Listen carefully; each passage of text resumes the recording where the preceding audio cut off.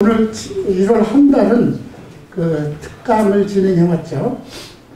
평안에 대한 말씀으로 또 그의 음성을 들을 때 강박하지 말라는 두 번째 그 예배였고요. 지난주에는 하나님의 경륜, 우리가 예수를 믿는 사람들은 그 어떤 기근과 환란 속에서도 하나님께서 모든 것을 합력해서 선을 이루신다는 하나님의 경륜에 대해서 공부했습니다. 오늘은 그 마지막, 특강의 마지막이죠. 영적 승계의 4단계 비밀, 영적 승계의 비밀에 대해서 공부하겠습니다. 열왕기하 2장에 나오는 말씀이기도 합니다.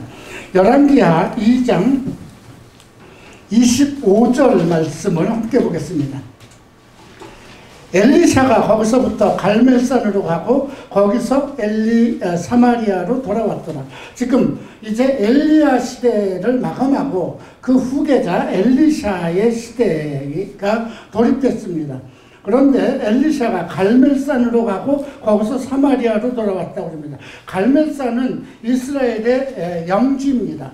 하나님의 그 성령, 하나님의 신의 그 영기가 그 온 이스라엘에게 흘러내리는 그 이스라엘의 그 영기의 정산이라고 생각하면 되겠습니다. 사마리아는 나중에 이렇게 분열되는 지역 쪽에 하나 있는데요. 상당히 조금 지금으로 보면 그 사마리아 사람들이라고 그러면 이렇게 혼합된 종교를 가지고 있는 사람들, 정통 크리스찬이 아닌 그런 지역입니다. 그래서 그 갈멜산에서 가고 갈멜산에서부터 사마리아까지 갔다는 것은 하나님이 임재하시는 곳에서부터 정말 타락한 곳까지 사역을 했다는 것입니다. 오늘 이 이야기는 열왕기상 18장으로부터 시작되는 것입니다. 엘리야의 문제부터 나오죠. 엘리야와 엘리샤, 이름이 거의 같습니다. 엘리야는 하나님의 사랑이라는 뜻이고요. 엘리샤는 하나님의 구원이라는 뜻입니다. 그러니까 사랑과 구원, 지금 이 복음의 시대에서 하나님은 사랑이시고 예수님은 구원이시지 않습니까? 그런 의미로 상당히 우리에게 어떤 이미지를 주는 것이 상당히 큽니다. 열왕기 18장을 보면 이제 그 3년 동안 엘리야가 그 하나님의 말씀을 받아서 통보한 대로 기근이 있었죠. 그래서 사렙다 과부에게 공개를 받기도 하고, 그리고 이제 3년이 돼서 하나님께서 비를 내릴 테니까 너는 이제 아합 왕에게 가라. 그래서 이제 그 엘리야가 그 아합 왕에게 옵니다. 그리고 이제 그 비를 내리는 그것을 이제 기점으로 해서 엘리야가 아합에게 바알신의 제사장들을 다 모아라. 그리고 이스라엘 백성들을 다 모읍니다. 그래서 이제 영적 대결을 합니다. 어느 신이 진짜인지, 어느 신이 살아있는지 우리가 시합을 하자. 그래서 450명의 바알 제사장이 모이고 그들이 먼저 아침부터 저녁까지 그들의 행사를 합니다. 그런 과정에도 그들이 어떤 춤을 추고 피를 흘리면서까지 이제 축제를 벌여도 신은 내리지 않았습니다. 이제 저녁이 되어서 엘리야가 제단을 쌓고 그곳에 이제 제물을 올리니 하나님께서 불을 내려서 그 제물을 받으셨습니다. 그걸 통해서 이제 이스라엘 백성들에게 너희들 머뭇머뭇하지 말고 어디를 택할지 택하라 이렇게 선언하고 이제 바알신 제사장 450명을 기손명가로 가서 몽땅 죽입니다.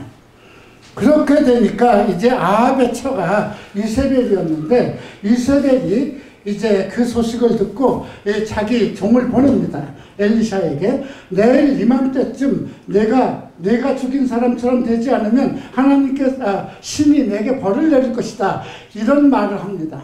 그러니까 겁에 질려서 이제 엘리샤가 도망을 가죠. 도망을 가고 계속 가는 도중에 하나님께서 천사를 보냅니다. 너 아직 갈 길이 뭔데 여기서 뭐 하고 있는 거야? 그래서 떡을 굽고 물도 이렇게 먹이면서 계속 보내지만 포기를 안 합니다. 이제 인간의 한계는 더 이상 어쩔 수 없을 것 같습니다. 나는 그냥 하나님 데려가 주십시오 하고 계속 하나님의 권고에도 계속 자기의 의지를 굽히지 않습니다. 그래서 하나님께서 야 그러면 인물교대를 하자. 하나님께서 나타나셔서 그 얘기를 하죠. 이제 이스라엘 왕을 바꾸고 그 다음에 아람 왕으로 하사엘을 세우고 그 다음에 내 후계자로는 아벨물라의 사밧의 아들 엘리샤로 정한다. 근데 엘리야가 생각해 보니까 도대체 이 엘리샤라는 사람은 나와 이름도 비슷한데 도대체 어떤 사람인가 어떤 친구인가 하고 이제 아벨무훌라라는 그 지역에 가봤습니다. 아벨무훌라라는 그 말의 뜻은 춤추는 여인들의 목장입니다.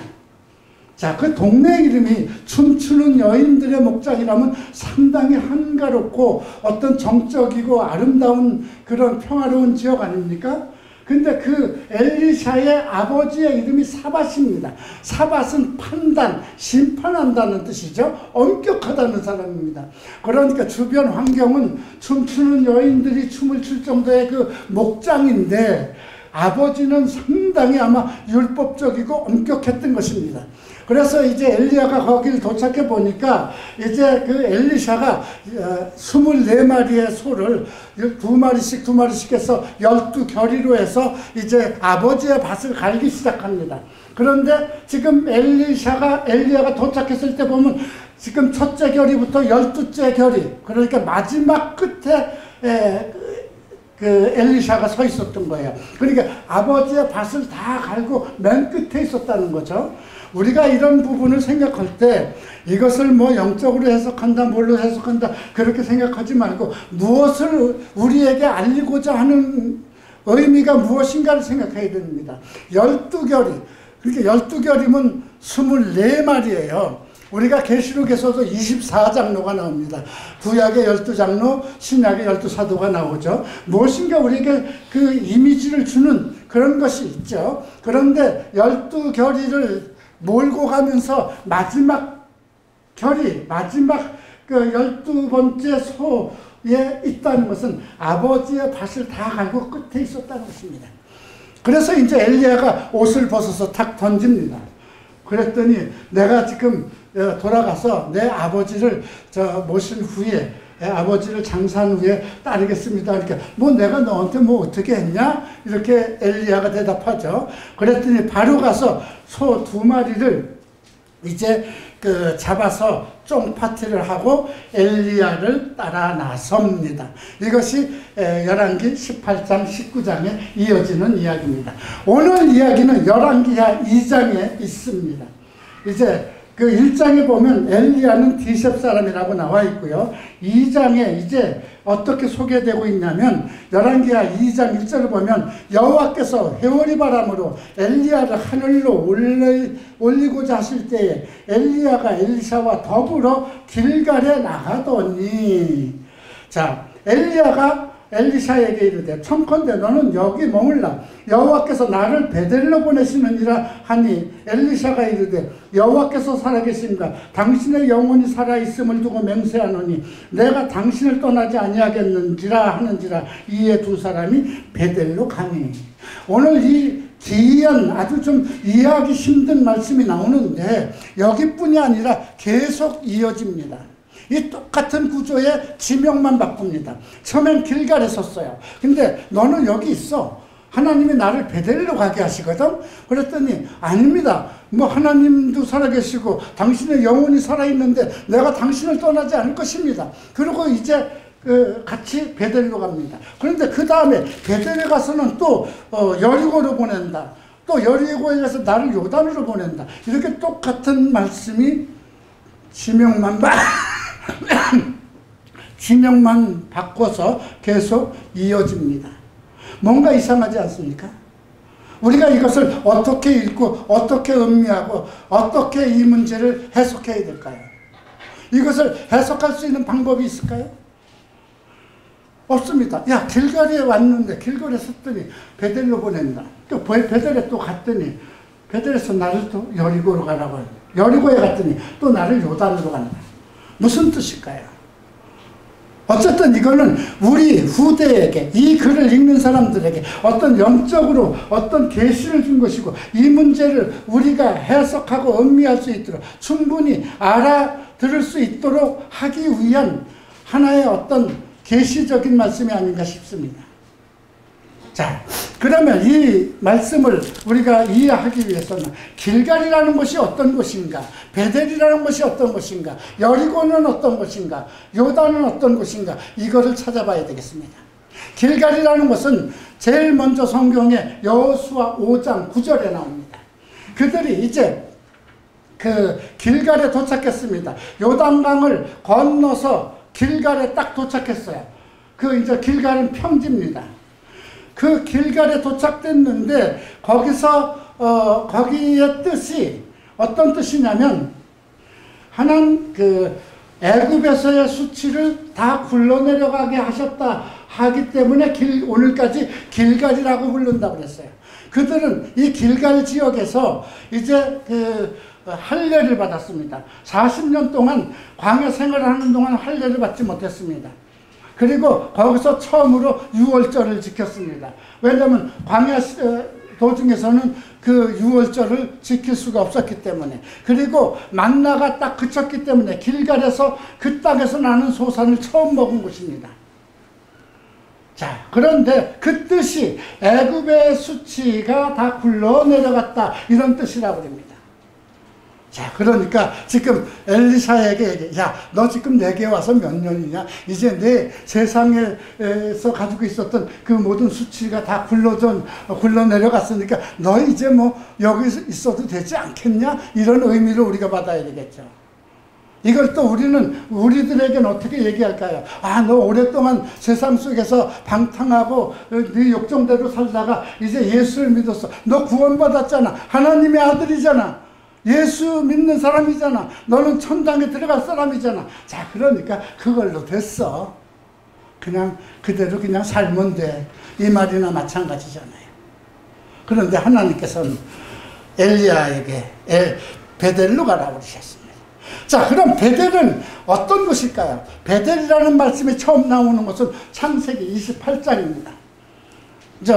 야곱이 자기 그 쌍둥이 형제 에서의 장자권을 그냥 음모라고 그럴까요? 어떤 꾀를 내어서 팥죽 한 그릇에 뺐고, 또 아버지의 축복을 자기 어머니와 합작해서 아버지의 축복을 뺏었습니다. 그러니까 그냥 분노에 가득 찬 에서가 죽이려고 하니까 이제 그 도망을 가는 도중에 광야에서 이제 돌베개를 쥐고 이제 잠을 잡니다. 그때 꿈속에서 천사들이 그 사다리를 타고 이렇게 내려옵니다. 오늘 우리 이승국 장로님이 리프트 타고 이렇게 내려온 것처럼 아마 그 하늘에서부터 천사가 오르락 내리락 하니까 깜짝 놀라서, 야, 두렵구나. 여기가 하나님의 집이구나. 하나님의 문이구나.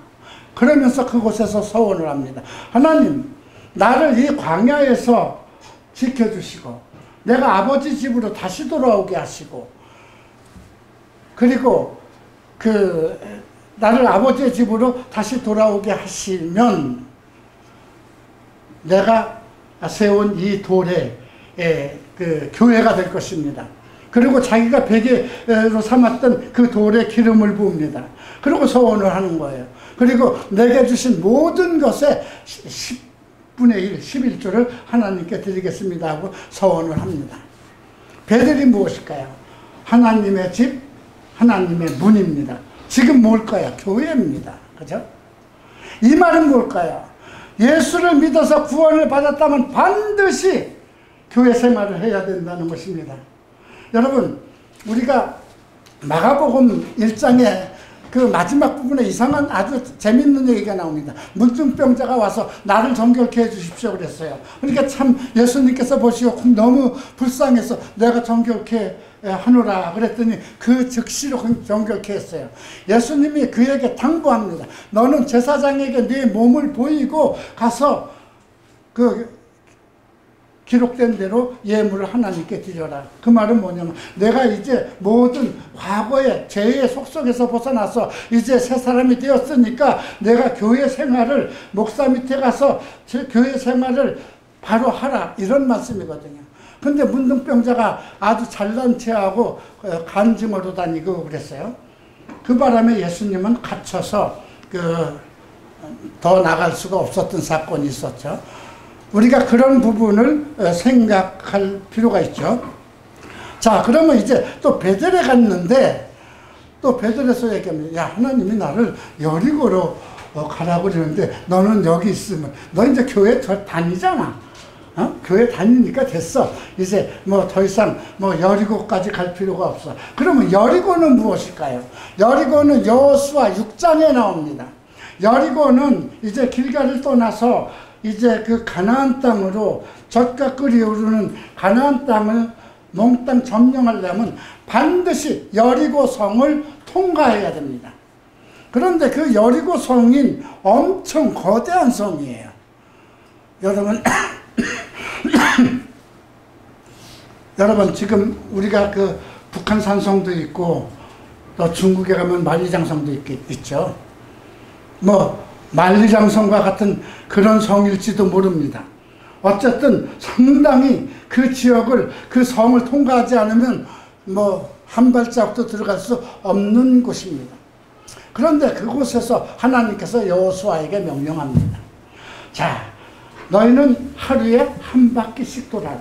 언약궤를 맨 그 제사장들이 언약궤를 매는 것을 보면 앞에는 그 젊은 청년들이 쓰고 뒤에도 언약궤 뒤에도 젊은 후군들이 쓰고 그리고 그 여리고성을 한 바퀴씩 돌아갑니다. 하루에 한 바퀴. 그리고 7번째 날에는 내가 소리를 지르면 그때 몽땅 소리를 지르라고 합니다. 그러면서 입에 뻥끗 터지 마. 들레지도 말고 쭈물거리지도 말고 입에 어떤 말도 담지 말라고 합니다. 그 상황을 보세요. 그 큰 여리고성을 그 많은 집단이 아무 소리도 않고 뭔가 이상한 괴짝 하나를 걸머지고 빙빙빙빙 도는데 말 한마디도 없습니다. 말 없이 도는 사람도 이상하겠지만 성 위에서 저들이 하는 행위를 보는 사람도 참 이상하지 않겠습니까? 하나님의 명령은 너희가 말 한마디도 하지 말라는 것입니다. 그리고 7번째 날에 가서 소리를 지를 때 성이 무너졌습니다. 여리고는 향기의 땅이라는 뜻입니다. 지금 여러분 절이라는 곳을 한번 여기 봉은사 가봤죠. 얼마나 좋은 자리에 있습니까? 향기로운 땅 아닙니까? 유명한 대한민국의 유명한 절터를 보면 전부 다 아름다운 땅, 향기로운 땅입니다. 근데 여리고가 그런 뜻입니다. 이미 사탄이 그만큼 좋은 지역을 다 지배하고 있습니다. 자, 그것을 무너뜨리는 것. 그러니까 이건 영적 전쟁을 얘기하는 것입니다. 우리가 구원을 받고 교회 생활을 하면 반드시 영적 전쟁이 시작된다는 것입니다. 여러분, 갈보리 채플에 온 사람들은 이제 여러분들 다른 교회에서 교회 생활 하다가 우리 교회를 왔겠지만, 자, 우리 교회에 와서는 내가 여기까지 왔으니까 내 이제 인생의 문제, 이제 고통의 문제를 해결할 것이다. 이런 기대를 하고 왔을 것입니다. 그러나 중요한 것은 무엇입니까? 이 교회에 오면 여러 가지 전보다도 더 복잡한 영적 생활이 있습니다. 다른 데처럼 그냥 뭐 수요 예배도 안 가도 되는 거 하는데 여기는 수요 예배도 와야 되고 여러 가지 할 일이 많습니다.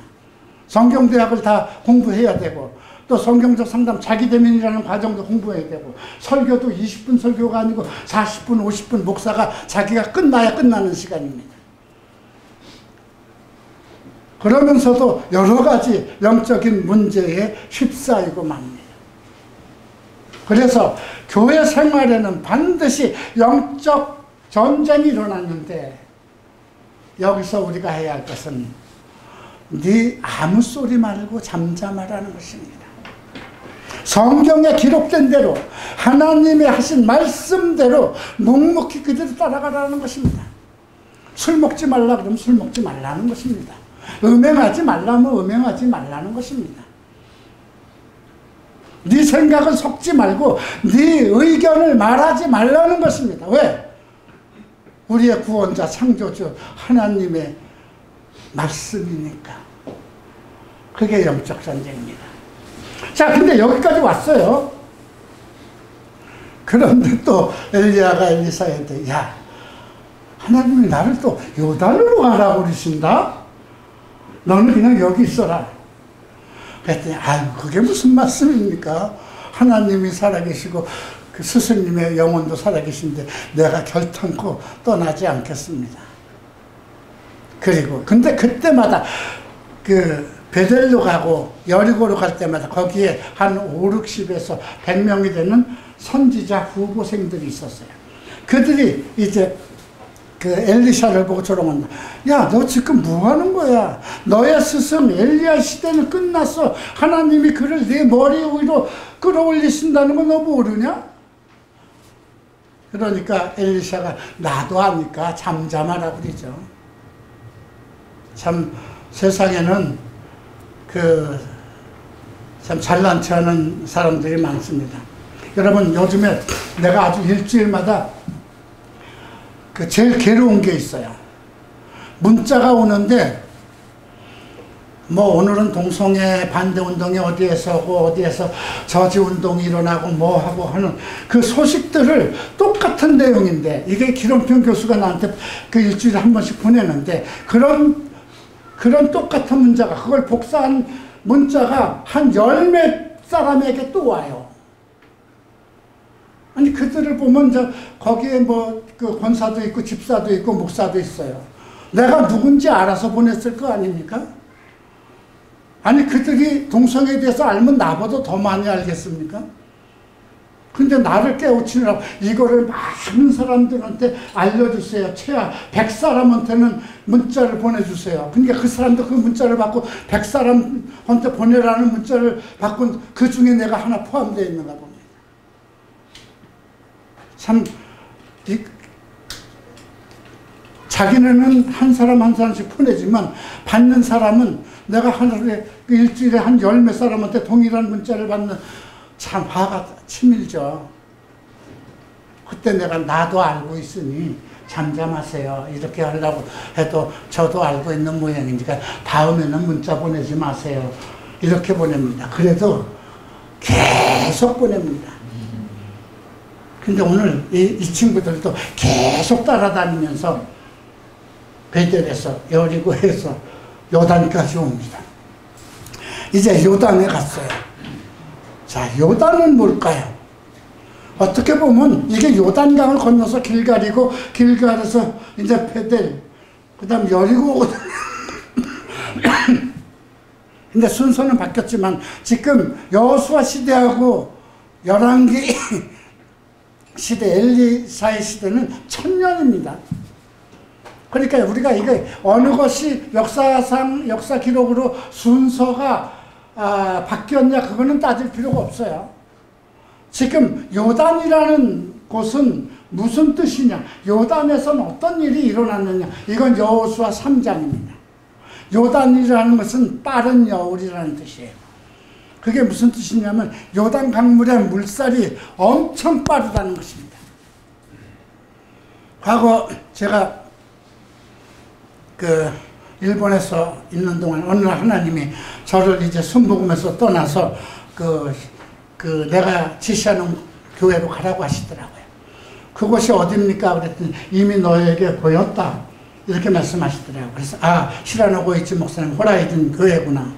그래서 이제 시라노 고이치 목사님한테, 목사님 오늘 하나님께서 제게 이렇게 지시를 했습니다. 그래서 힐튼 호텔에서 3시에 만나서 한 4시간을 이제 식사를 나누면서 우리가 많은 얘기를 합니다. 이제 그 자리에서 내가, 목사님 이제서야 나의 40년 광야 생활이 끝난 것 같습니다. 그랬더니 아니다.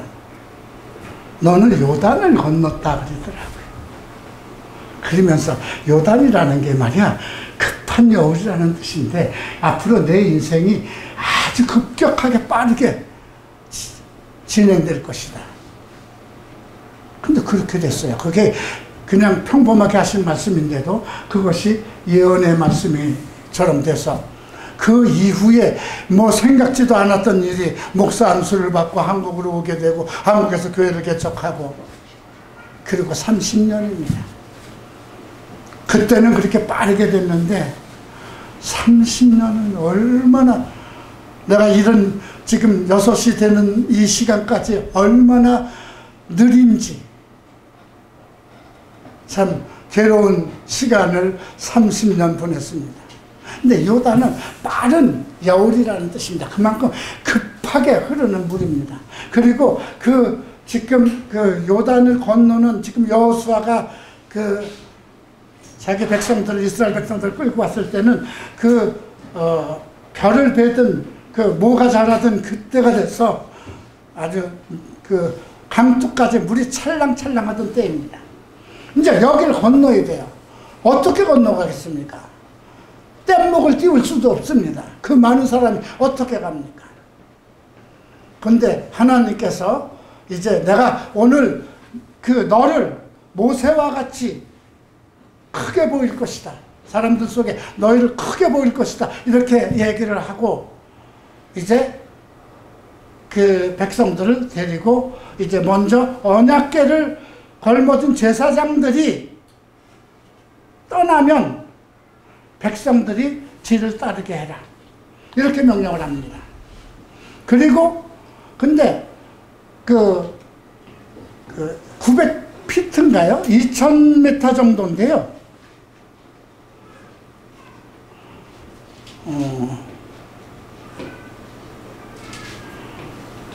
예,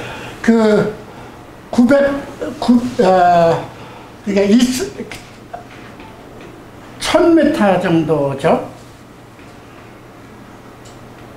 거기 한번 보십시다. 이게 오래된 얘기가 여호수아 3장에 나오는 거죠. 네. 2000큐빗이시면 45cm니까 1000m 정도입니다. 1km 정도는 좀 떨어져야 된다. 바짝 붙어서 가면 안 된다 이거예요. 언약궤를 가면 너희가 뒤를 따라서 가야 되는데 2000큐빗 1km 정도는 좀 떨어져. 1km면 상당한 거리입니다. 떨어져서 가야 된다. 왜 그럴까요? 너희가 가보지 못한 길을 가야 되기 때문에. 그러면 너희가 어떻게 행할지를 알게 될 것이다. 이거 우리에게 지금 뭔가 보여주는, 뭔가 우리에게 뭔가 알려주는 계시가 있지 않나요? 신천지를 따르는, 이만희를 따르는 사람들 어떨까요? 정명석이를 따르는 사람들, 아니 세상 사람들은 그들이 다 잘못된 걸 압니다. 근데 그들은 왜 그렇게 정말 마약에 중독된 사람처럼, 사람에게 아주 미친 사람처럼 그렇게 따라붙을까요? 너무 바짝 붙어서 그 사람에게 그냥 영적으로, 혼적으로 그냥 미쳐버린 것입니다. 여러분, 마약 중독도 중요하지만 가장 나쁜 것이 영적인 중독이고 사람에게 중독되는 것입니다. 아마 우리 여기 결혼하신 분들 중에도 그냥 콩팥 뿌리셔가지고 연애하다가 그냥 사람한테 중독이 돼가지고 어쩔 수 없이 결혼하고 나니까 후회를 많이 한 사람도 있을 것 같아요. 예. 그런데 지금 그 얘기를 우리가 2000큐빗을 떨어져, 너희가 가보지 못한 길이 돼서 잘못하면 그게 잘못된 길로 들어가면 어떻게 됩니까? 제사장의 언약궤는 뭡니까? 목사입니다. 근데 그게 잘못된 데로 들어가면 그 따라온 사람 다 잘못되는 거 아니에요? 그 교회 다 잘못되는 거 아니에요? 교회 선택에 대한 문제입니다. 여러분, 각 교회들이 칼빈주의를 믿고 있고, 또 잠리교는 알마니아를 믿고 있고, 또 순복음은 오순절, 성령을 믿고 있습니다. 어느 것이 중요할까요? 뭐 그것도 중요하고 다 중요합니다. 구원에 관한 것든 성령에 관한 것든 다 중요합니다. 그러나 어느 한 가지를 가지고 교리를 삼을 수는 없습니다.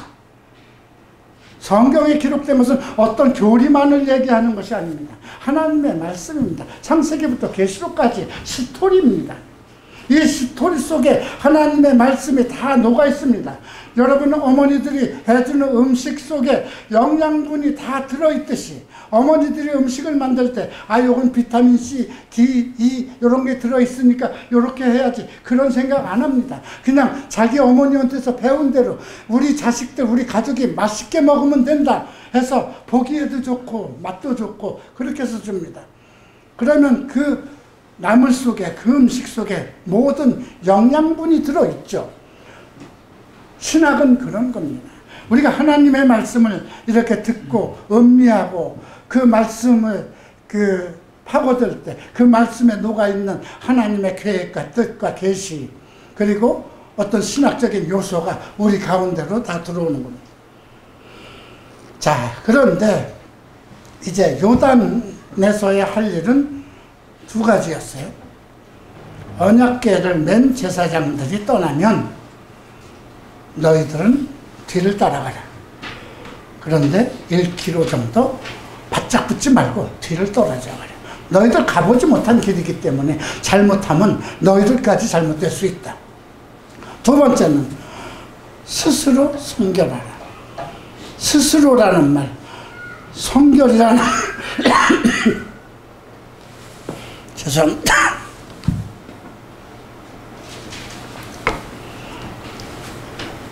성결이라는 말은 영과 혼과 마음 모든 것이 영적으로도 깨끗하고 정결하고 마음으로도 깨끗하고 몸으로도 깨끗하다는 것입니다. 스스로 요단강을 건너기 전에, 그래서 요단강도 또 하나의 세례입니다. 생명을 향한 세례입니다. 그래서 이제 이 두 가지를 지키고 이제 여호수아가 제사장들에게 명령합니다. 자, 오늘 내가 큰 일을 너희에게 보일 것이니 너희가 언약궤를 메고 요단강 발을 밟으라고 그러죠. 자, 물이 지금 한강 같은 데 찰랑찰랑 나는데 언약궤를 맨 제사장이 발을 내디딜 수가 있겠습니까? 어림도 없는 거죠, 우리 생각에는. 요단강이 왜 갈라졌을까요? 하나님의 말씀대로, 하나님의 말씀이었으니까. 두 번째는 하나님의 말씀대로 실천했기 때문에. 누가? 하나님의 말씀을 맨, 언약궤를 맨 사람, 제사장들이, 즉 목사들이, 하나님의 말씀을 맡은 목사들이 위험을 무릅쓰고 그 어떤 상황 속에서도 자기 목숨을 버릴 각오가 되었으니까. 예수님을 말씀하십니다. 부모, 형제, 처자를 버리지 않으면 내 제자가 되지 못할 것이다. 부모, 형제, 처자, 전토, 모든 재산을 버리지 않으면 내 제자가 되지 못할 것이라고 합니다. 어떻게 부모를 버립니까? 어떻게 처자를 버립니까? 그것은 우선순위를, 내가 무엇에다 초점을 둘 것이냐, 어느 것을 귀히 여길 것이냐, 이것을 묻는 것입니다. 자, 근데 언약궤를 맨 제사장이 발을 내딛는 순간 요단강이 갈라져서 마른 땅을 건너왔습니다. 여호수아가 그 12지파 청년들에게 얘기합니다. 저 바닥에 있는 돌 하나씩 각 지파별로 가져내와라. 요단강을 걷는 그 증거를 삼기 위해서 그렇게 해서 건너갑니다. 그것이 여호수아 3장에 나옵니다. 이제 요단강에 섰어요. 그랬더니 엘리야가 물어봅니다.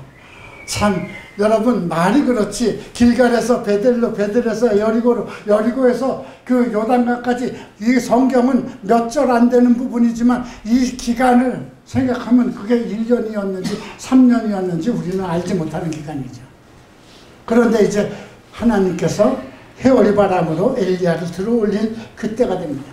그래서 엘리샤에게 엘리야가 말합니다. 야, 너 여기까지 왔는데 지금 나한테 뭐 바라는 거 없냐? 빨리 얘기해라. 하나님이 나를 들어올리시기 전에 얘기해라. 그랬더니 당치도 않는, 타담치 않는 얘기는 당신의 영감에 갑절을 내게 주십시오. 이건 당신보다 2배 정도는 대단한 사람, 선지자로 만들어 달라는 거잖아요. 그러니까 엘리야, 너 참 대단하구나. 너 참 어려운 것을 구하는구나. 그러나 하나님께서 나를 들어 올리시는 것을 네가 본다면 그것이 성취될 것이다. 그리고 이제 불말을 타고 하늘로 올라갑니다. 인류 중에서 불말을 타고 하늘로 올라간 사람 엘리야 하나입니다. 바울은 그 엘리야에 대해서 조금 좋은 글로 안 남겼어요.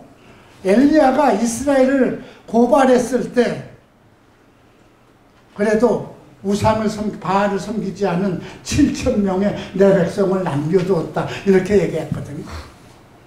엘리야가 이스라엘 백성을 고발했습니다.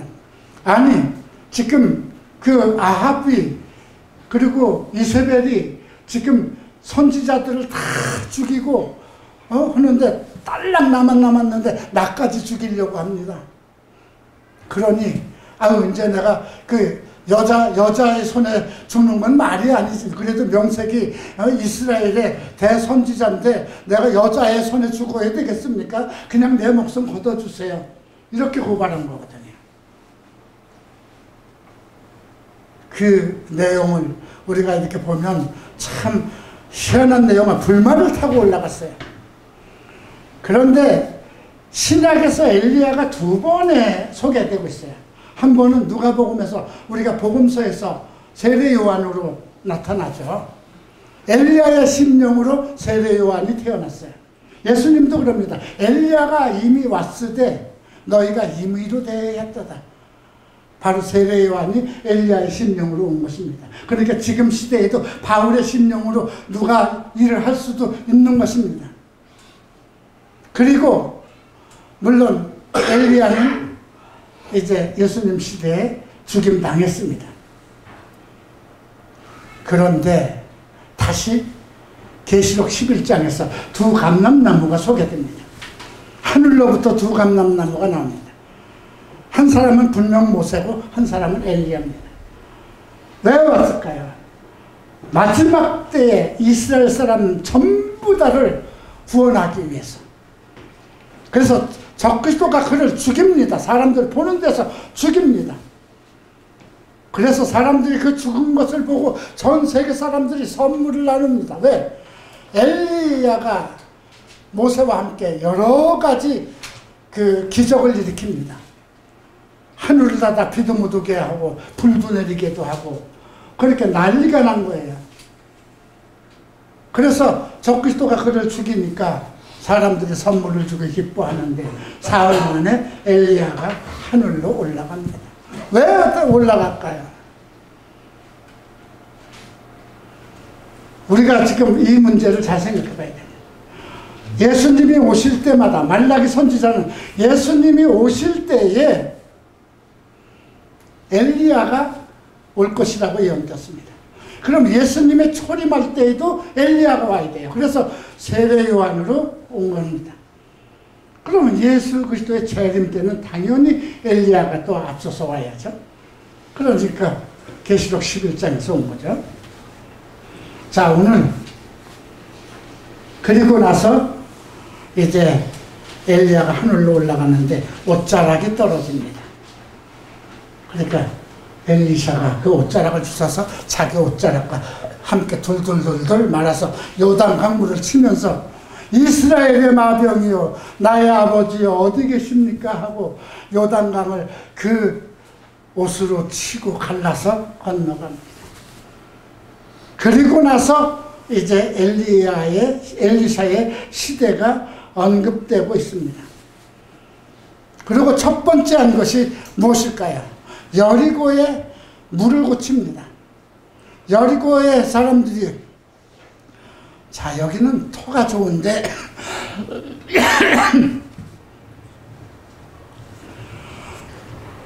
여리고는 아까 말씀드리지 않았습니까? 여리고 사람들이 엘리샤에게 나와서 자 여기는 아름다운 땅입니다. 그 여리고라는 이름이 향기로운 땅이니까요.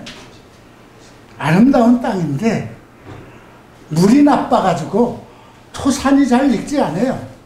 그래? 자, 그럼 새 그릇에다 소금을 좀 담아가지고 하라 그러죠. 그리고 그것을 물 큰 혼에다가 그 그릇을 던지니까 물이 고쳐져서 지금까지 깨끗해졌다. 이게 도대체 무슨 말일까요? 해석이 필요한 거 아닙니까?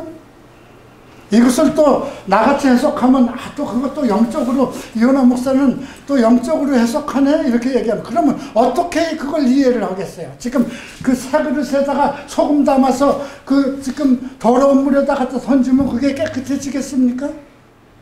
여호와의 말씀이 새 그릇을 가져오라, 새 그릇을 소금을 담아오라고 그랬고 그것을 물의 근원이라는 맨 위에 나오는 곳에다 던지라는 것입니다.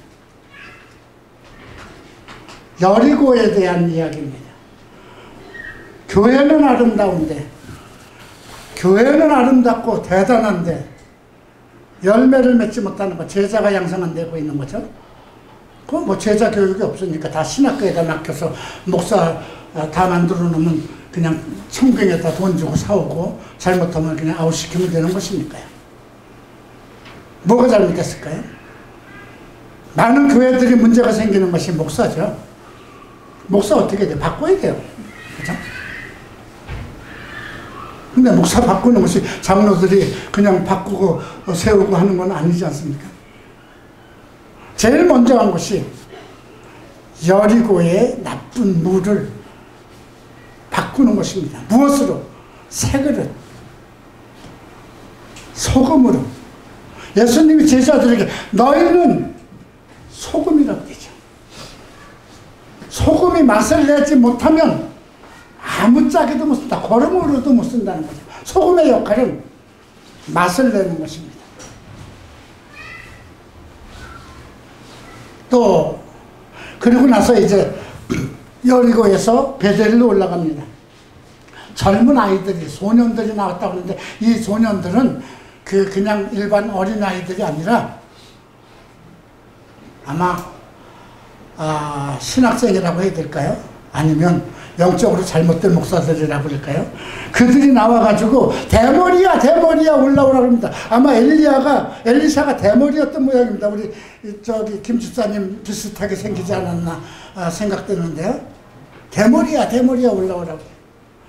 그랬더니 여호와의 이름으로 엘리샤가 저주를 하니까 암콤이 나와서 42명이나 됐어요. 베델이라는 곳이 어디입니까? 교회잖아요. 42명이 42명이나 되는 잘못된 목사들이 있었다는 것입니다.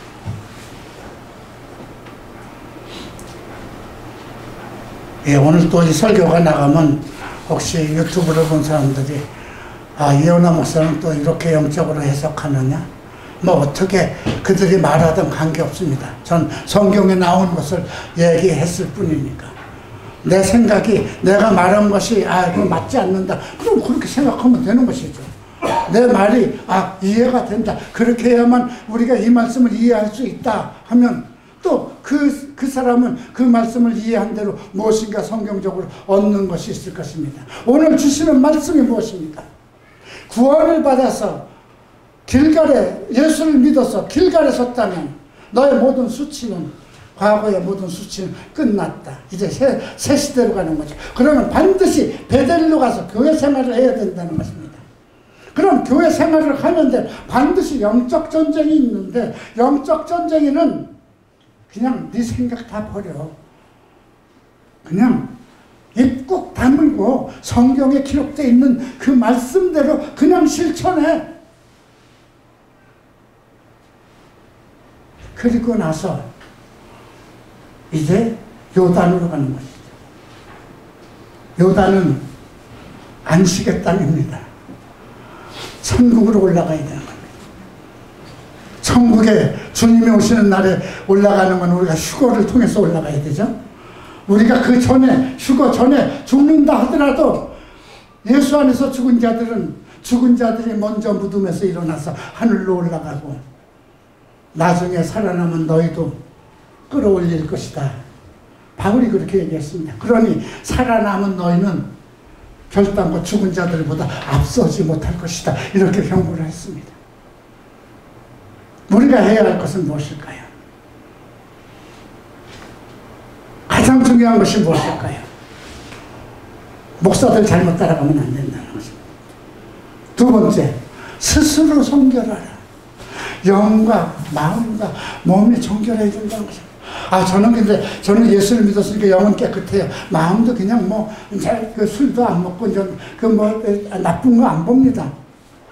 그런데 이거 카톡으로 좀 즐기는 거는 좀 해야 되지 않겠습니까? 이 긴 밤을 어떻게 보내겠습니까?